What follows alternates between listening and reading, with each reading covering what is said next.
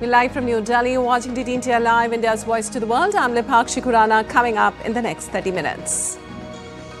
Hamas hands over bodies of 4 Israeli captives in exchange of hundreds of prisoners, marking the final swap as part of a Gaza truce. Ukrainian President Zelenskyy to meet his US counterpart Trump on Friday in Washington, insists on peace and security guarantee ahead of talks. US President Trump set to impose 25% tariff on imports from European Union, while EU vows firm and immediate response. European Commission Chief Ursula von der Leyen, along with other commissioners to visit India today, will hold bilateral talks focused on trade and security. Pope Francis continues to show slight improvement, no longer has kidney issue, Vatican announced.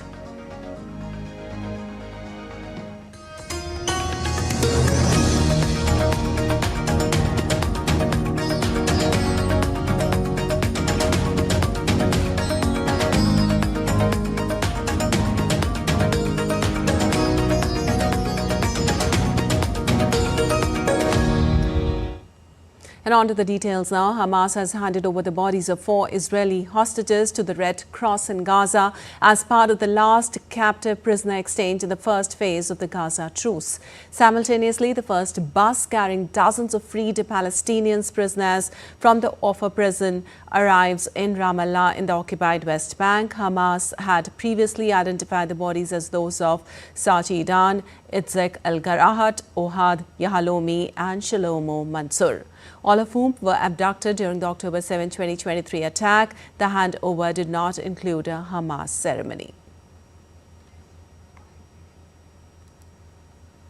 Well, the exchange comes after Hamas announced reaching a deal with mediators on the handover of over 600 Palestinian prisoners who had been due to be freed by Israel last week, and an equivalent number of women and children detained in Gaza since the conflict began.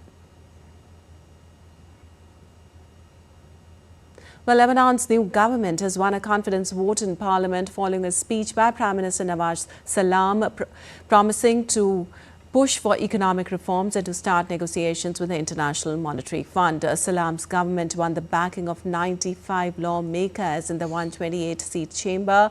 On Tuesday, the Iran-backed Lebanese group Hezbollah had given its backing to the government.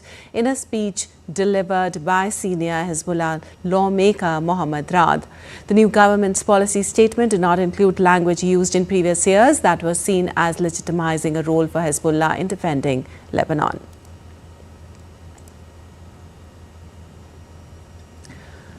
Lebanon formed a new government on February 8th following direct U.S. intervention in the process and in a step to access reconstruction funds following the conflict between Israel and Hezbollah. And Syria's two-day National Dialogue Conference in Damascus concluded on Tuesday, having brought together representatives from various groups to discuss the country's political future. Syrian interim President Ahmed al-Shara addressed the conference, urging the nation to come together at a pivotal moment for its future.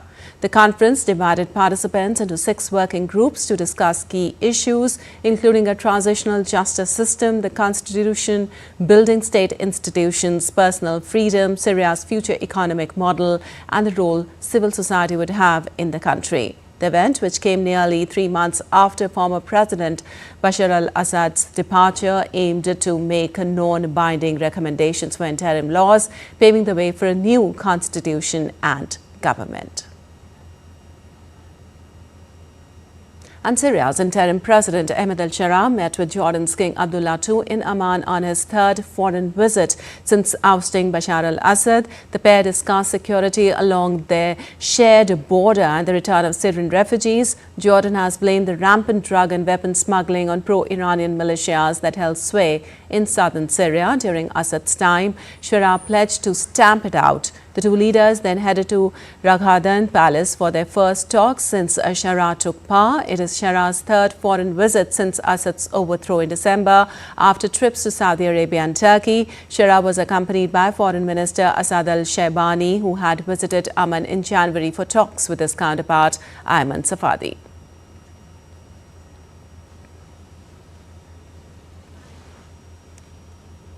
Well, U.S. President Donald Trump has approved a likely visit by Ukrainian President Volodymyr Zelenskyy to Washington, where they are expected to sign a deal granting the U.S. a share of Ukraine's mineral wealth. The meeting is expected to happen on Friday and has been described as close to finalization. Reports indicate that Ukraine had accepted the U.S. proposed draft deal for rare earths on Tuesday. Here's a report. The United States and Ukraine have agreed on a minerals deal crucial to Kyiv's bid for U.S. support as President Donald Trump seeks to end the war with Russia swiftly. This agreement comes despite Trump labeling Zelenskyy as an unpopular dictator who must quickly secure peace or risk losing his country. I'm dealing with President Zelenskyy. I'm dealing with President Putin. I'm trying to get the money back that or secured because, you know, Europe has given $100 billion. The United States has given $350 billion. Europe gave it in the form of a loan. They get their money back. We gave it in the form of nothing. So I want them to give us something for all of the money that we put up. While Trump eyes a major deal on Ukraine's rare earths and critical minerals in return for U.S. support, local operators at one of Europe's largest graphite deposits see this as an opportunity. We know that our graphite can be used in high technologies. We're sure about that because we send our graphite in European and US laboratories. They make their own tests. We know that our graphite is possible to convert to graphene.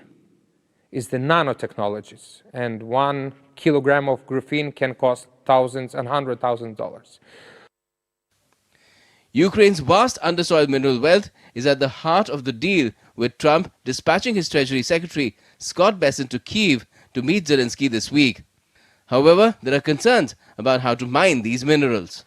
A huge problem for the US is that there are not so many American companies who are able to mine and to process these rare earth elements, because since almost 2 decades, Chinese companies dominate this sector. So it's not so far clear which companies, Americans, British or German or whatever companies, will be able to do this right now when the war continues.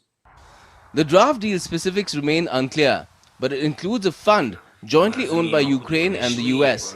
Ukraine would contribute 50% of its future natural resources revenues, such as minerals, oil and gas.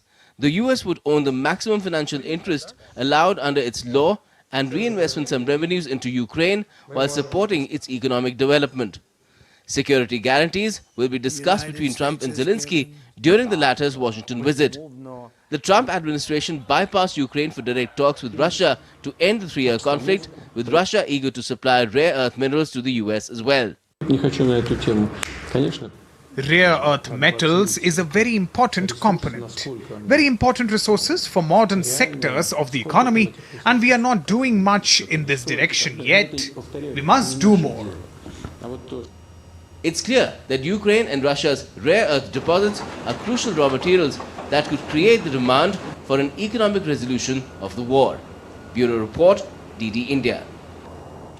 Well, Ukrainian President Volodymyr Zelenskyy said on Wednesday that security guarantees were vital ahead of talks in Washington on Friday over a mineral resources deal.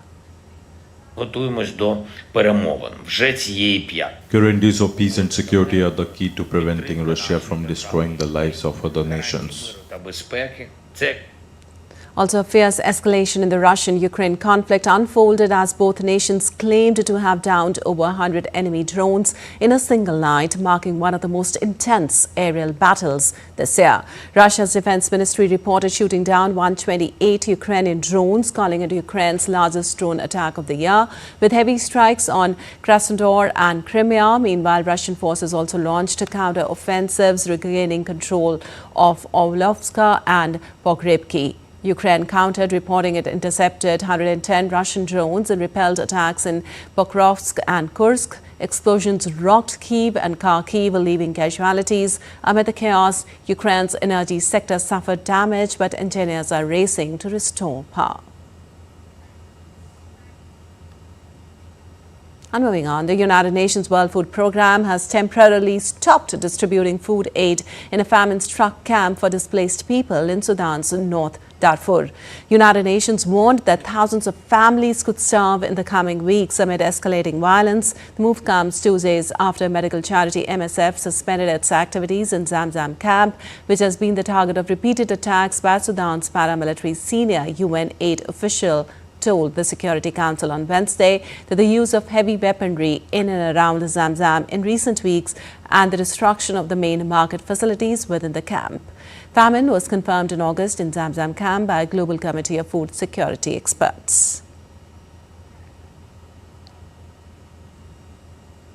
Well, New Zealand raised concerns over China's recent live-fire military drills in the Tasman Sea on Wednesday as the Foreign Minister Winston Peters addressed the issue during meetings with Chinese leaders. New Zealand emphasized that New Zealand had not been given adequate notice about the exercises off its coast.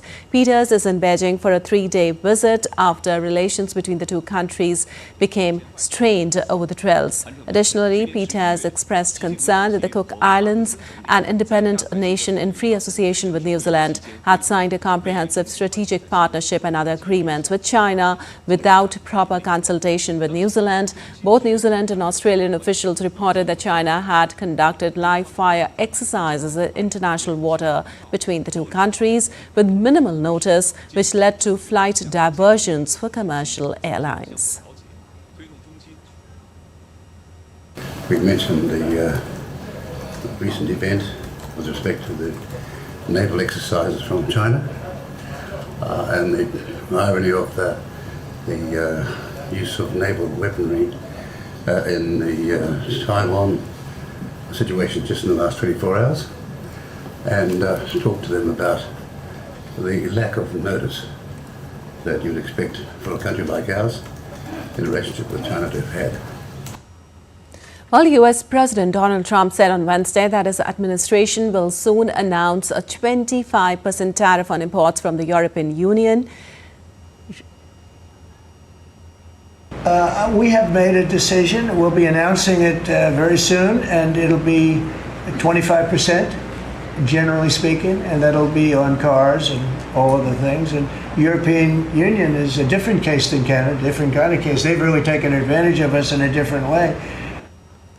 Well, reacting to which the European Commission in an emailed statement said, and I quote, "The EU will react firmly and immediately against unjustified barriers to free and fair trade, including when traffic are used to challenge legal and non-discriminatory policies. The EU will always protect European businesses, workers and consumers from unjustified tariffs."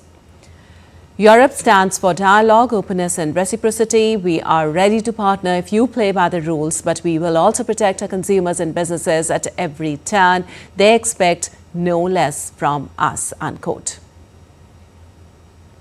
Well, also, the EU has a 10% tariff on passenger cars, 4 times the rate of the US passenger car tariffs of 2.5%. US officials have also complained about European value-added taxes of at least 17.5%. Well, the Vatican on Wednesday said that the clinical conditions of Pope Francis have shown a slight further improvement as he continues to fight a double pneumonia, and a previously reported kidney issue has been resolved. The statement noted that the Pope's health has improved a little over the past 24 hours. Pope is still receiving oxygen but has not had any more respiratory crisis. The Vatican added that a CT scan taken showed normal progress in the inflammation of his lungs. The 88-year-old pontiff is now spending his 13th night at Rome's Gemelli Hospital, marking the longest hospital stay of his nearly 12-year papacy. Faithful, including nuns from Cameroon, gathered outside Gemelli Hospital to pray for Pope Francis on Wednesday.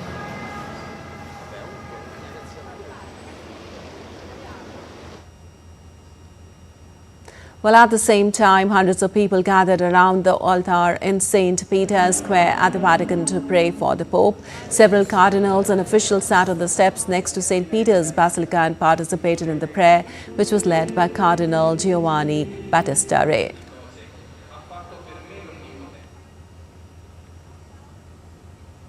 And UN Secretary General Antonio Guterres is set to visit Bangladesh from March 13 to 16th, following an invitation from the head of Bangladesh's interim government, Dr. Muhammad Yunus. With Bangladesh struggling under the weight of the Rohingya refugee crisis, Guterres has reaffirmed the UN's commitment to mobilizing international support. In a letter to Professor Yunus on February 25th, he expressed a deep concern over the worsening humanitarian situation in Rakhine and its regional impact. Guterres vowed to intensify diplomatic efforts, working with ASEAN and other key stakeholders to push for a political resolution and ensure conditions for the safe, voluntary return of the Rohingyas.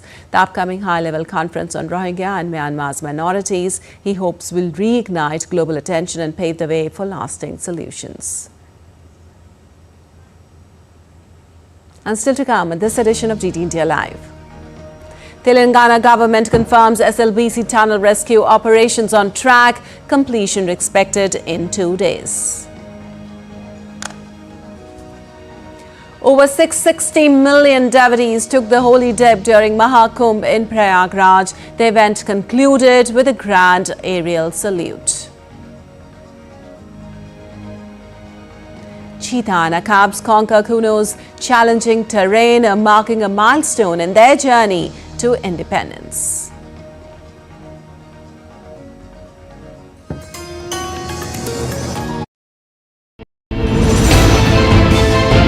Geopolitics and trade deals.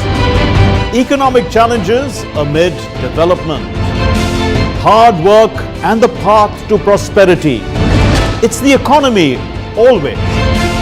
Between walkers, money is what money does and says. Supply creates its own demand. Between the bulls pulls and bears tears. When supply chains globalization and India rises to the podium, we'll get you centered with the economic brief at 8 p.m. every Thursday on DD.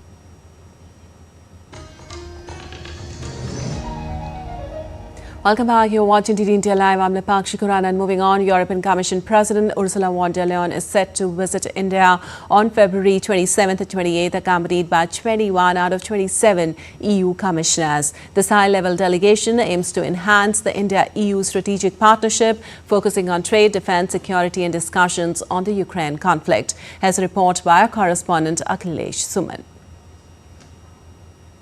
During the high-level European Union delegation visit on February 28th, Prime Minister Narendra Modi and President von der Leyen are expected to engage in comprehensive talks covering proposed free trade agreement, FTA, defense and security cooperation, and Russia-Ukraine conflict.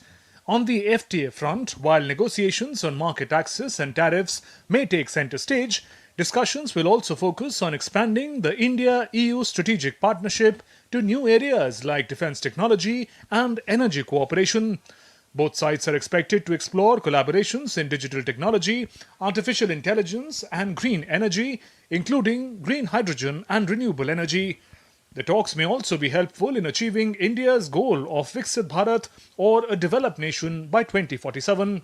Free trade agreement, negotiations on market access, tariffs and standards, strategic partnership expansion, defense technology and energy cooperation, digital and AI collaboration, strengthening technological partnerships, India-EU green transition, renewable energy and climate commitments. I think on the bilateral aspect, it is the EU-India FTA, that has been under discussion, under negotiation for a long time. I remember we started this in 2007 when I used to be in Brussels. I used to be the Deputy Chief of Mission in Brussels. EU is a very significant trading partner. It's a very significant investment partner. And we have to make it a very significant technology partner. A notable component of the visit is the India-EU Trade and Technology Council, which aims to boost strategic coordination on trade, emerging technologies and digital innovations. The total bilateral trade between India and European Union stands at $135 billion. India's exports to the EU amount to $76 billion, while EU exports to India are valued at $59 billion. EU investments in India total up to $117 billion, with over 6,000 European companies operating in the country. Meanwhile, Indian investments in the EU amount to some $40 billion. India free trade agreement that has been looming on, dragging on actually for more than a decade now, and so far they couldn't agree on the terms. And I think now the situation is there that that this agreement should be finalized in the interest of both. This visit marks the first ever meeting of such a big number of EU commissioners in India, highlighting the growing strategic importance of India-EU relationship. One of the most crucial aspects of the discussions is expected to be Russia-Ukraine conflict.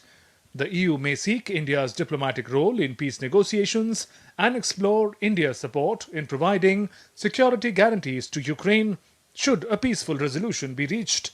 This comes amid the ongoing talks between US President Donald Trump and Russian President Putin to end the Russia-Ukraine conflict, which has now completed 3 years. The EU, which is aiming to play an important role, sees India as a potential support given its balanced stance on global conflicts. Since the time Donald Trump has become the President of the United States of America, every country is trying to consolidate the older relationship so that their interests are not affected negatively. India and EU are also trying in the same way. Akhilesh Suman for DD India in New Delhi.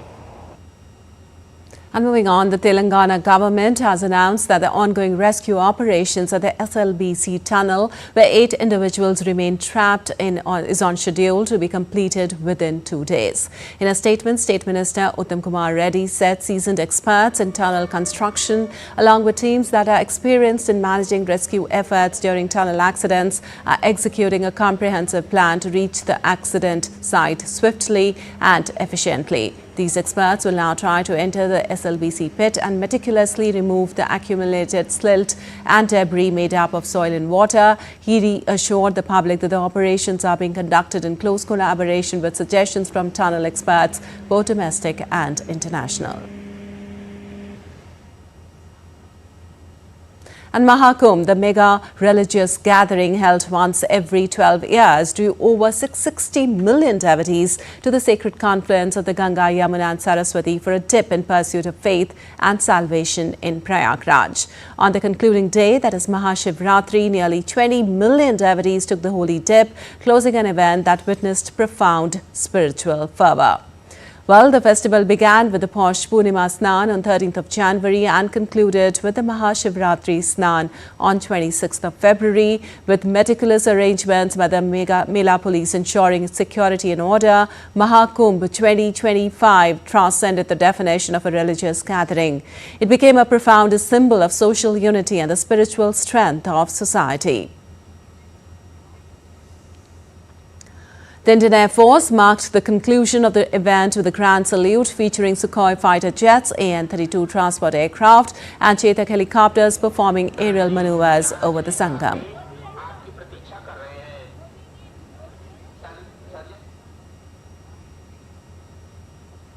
And with the final bathing day of the Mahakumbh in Prayagraj having concluded, Chief Minister Yogi Adityanath on Thursday will facilitate sanitation workers, interact with boatmen as well as UPSRTC drivers, police personnel as well as administrative officials deployed at Mahakumbh for the past 1.5 months and thank them personally for their services. Well, the landscape of Kuno is a wild and dynamic environment that offers both beauty and challenges. Exploring the landscape of Kuno, Jwala and her cubs are encountering various terrains that will test their adaptability and survival instincts. Crossing the Kuno River is a significant moment for the cubs. It symbolizes their transition from dependence to independence. The river could be treacherous, but it offers a chance for them to learn important lessons about water currents.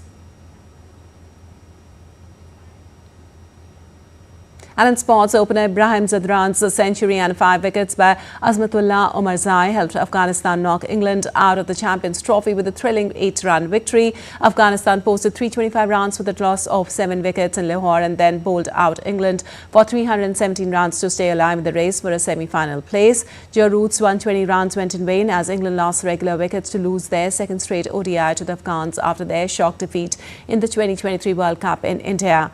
Needing 13 runs off the last 6 balls with 1 wicket in hand, pace bowler Omarzai kept calm to give away just 4 runs and dismiss Adil Rashid. Earlier, Zadran scored on 77 runs after Afghanistan lost 3 early wickets. While Pakistan and Bangladesh will be desperate to secure a win as they clash in the last match at the Champions Trophy in Rawalpindi on Thursday, Pakistan and Bangladesh have been eliminated from the tournament after losing their opening 2 matches against New Zealand and India. Host Pakistan would hope that they don't finish the campaign without a win, while Bangladesh will be out to prove their caliber. Pakistan batters haven't pulled their collective weight. Saud Shakil and Babar Azam have both hit a half-century each but not been able to have any major impact. Bangladesh's batting has been inconsistent, with the lower order having to bail them out. All right, that's all for this edition of DT India Live, but let us know your thoughts on the news of the day. For those on the go, you can get all the latest news and updates from India and across the world on the DT India mobile app. The app is available on both Android and iOS platforms. Scan the QR code on the screen to download now. Well, we'll be back with more news as it breaks here on DT India. I'm Lipakshi Khurana from all of us here in Delhi. Thanks for watching DT India Live.